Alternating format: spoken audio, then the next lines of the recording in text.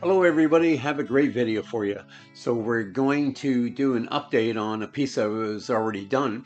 So this one we built a couple of years ago. I built this for my wife. This is in our washroom. And it's a jewelry wall case, but you want to hang her earrings on it. And so this is basically the prototype. And you see when you're open it up. So it's almost like a shadow box, but I did make it very wide on the inside. So the new one, we're actually going to make it deeper so that she can hang jewelry on the inside as well, necklaces, and put a rod across so she can put the earrings that are just hoops, I guess they're called. And then the other ones you can see they go on the front, and that's a stainless steel screen that we use, so you don't have to worry about rust or anything or contamination on your poles. So we'll get to it. So we know the modifications we want to do.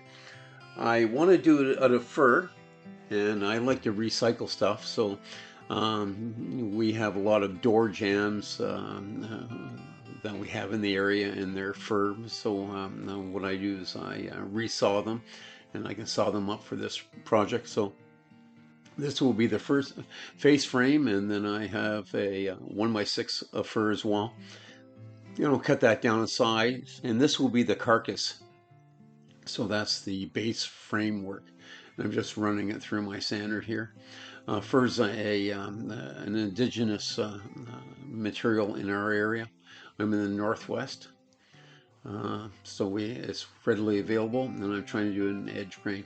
So I just thought I'd show you here. I've got to change out some blades, and we're putting a new one on.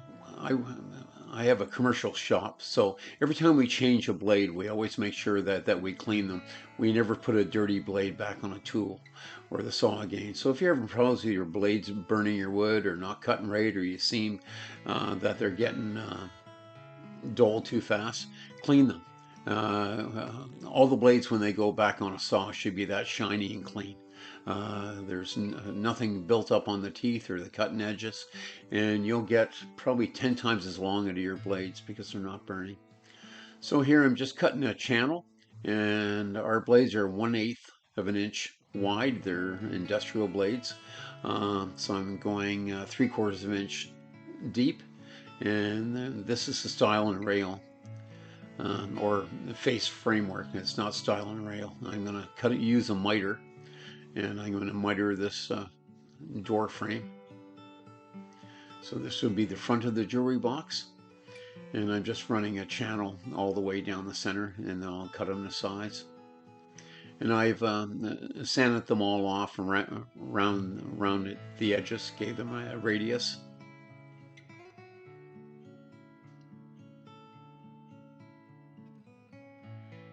And there's the screen.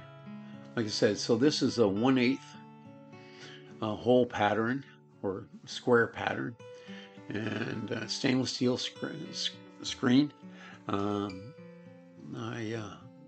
use that so that there's no cross contamination with the poles of the earrings, and I'm just checking the channel to make sure that it fits in right. And it does. It fits in the channel well and keeps it nice and tight. On the original one I actually notched out the backs and then put in stops to hold in the screens. But this one here, I'm going to channel it and put it right in.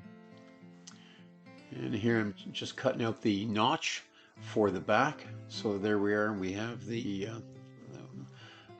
two pieces for the door, and then we have the pieces for the back, the carcass. And I notched those out to accept a 1/4 inch plywood, and I'm using vertical grain plywood to go on the back. So it's a veneer plywood. You can see the notch there, and whenever that's built, that will give us an 1.25 inch cavity on the inside of the box. So those are 1.5 inches.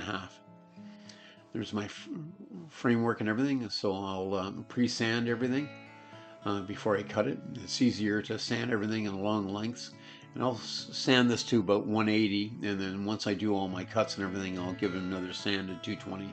Everything gets sanded to 220.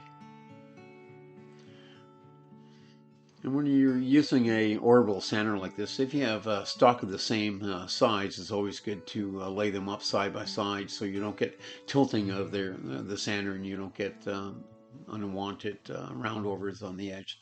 So here I am just cutting the miter. And when you're doing a miter, really take time when you're first one to check it and make sure that all the miters are right. You see here I've glued it up. I didn't show you up on the glue up, but what I do is I size the ends.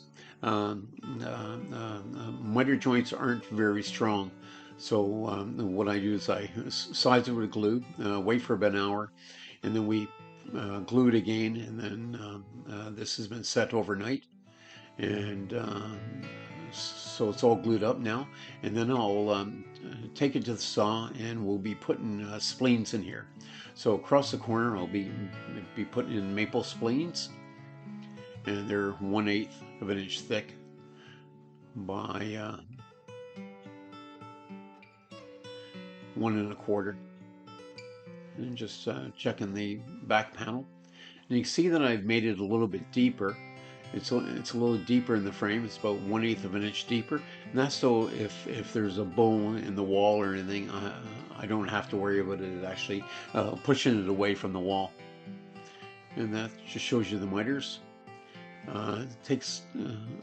Make sure that your saw is set up so that you have nice tight miters. You know, all the miters, how tight they are. So these have just been glued, and what I'll do is I'll run the carcass and the framework through our slider. We have a slider that's for cutting our channels, and this will cut our channels for our miter spleens. So there's the notch that we have. So we'll glue it up and we'll slide them in, and they'll just slide in like that and glue in. And here's the next day after they've had a chance to set, and we just saw them, and we'll sand those off smooth. So just marking out the door and making sure that the frame is and the door are the exact same size. So I always like to put on some masking tape, painter's tape, and just mark out the hinges where we're going to lay them. We're up 4 inches from the bottom, and I'm just using a couple of small brass butt hinges, and then we'll mark them out. And I like to use a marking knife, and then I'll take off the hinge. And you notice I have the hinge screwed down, so I've put in pilot holes, and we'll take that off and then just cut those out with a chisel, and then lay them in and make sure that and now we'll just drill a hole and put a magnet in it, and then I'll put a magnet on the door. I like to use these small magnets. They're strong enough just to hold the door open. It'll be a vertical mount. So and here's some pictures of the area. Went for a walk down to our local harbor. So hope you enjoy these pictures that I throw in from time to time. This is on Vancouver Island, and it's a beautiful day. I'll just go over to the lathe, and I've mounted a piece of maple, and I'll just cut out a small pull handle for the door. And what I'll do is just put a 3/8 end on it, so I can drill a hole and just push it into the door. And this is maple, so we've got it cut to size, and I've got the spigot out on it. And I just mounted this to a bigger head so I can turn it around, and I'll just round off the end.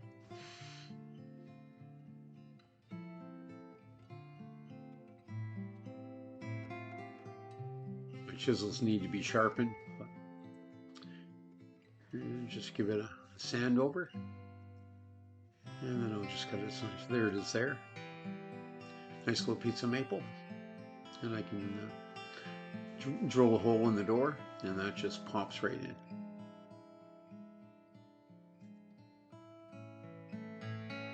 You can also buy these at stores too if you're doing these. I like to keep my hand on the lathe.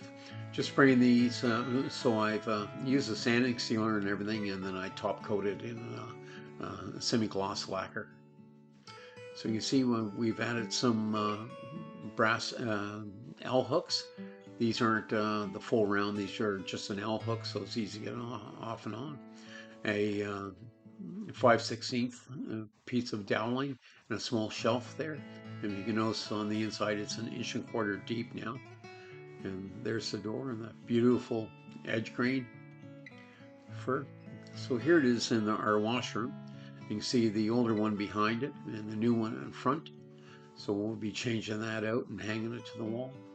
And my wife's put some jewelry in it, and it will work great because it will give a cavity for the other stuff. And then she has the exact same thing on the front where she can put her earrings on the front and the little clips on the back of them, or catchers, or whatever you call them.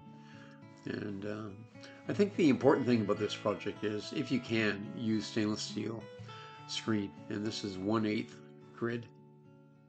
So thanks a lot for watching this video. I hope everybody found this interesting, and there's the inside of it. And please subscribe. I enjoy doing these videos, and all these subscriptions help. They'll get us on the mainstream, and we got some great projects coming up again. So I'll leave you with some pictures of the area here. We've had some snow, so I got some snow pictures, and we've had some beautiful days. So there's Kaylee, my helper. There's a snowy day. This is French Creek Harbor in Vancouver Island. It's a commercial harbor, so these are commercial salmon boats and prawn boats and herring boats.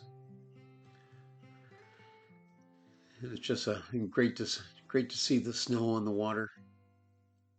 So thanks again, and please subscribe. Kaylee and I appreciate it. See you in the next video.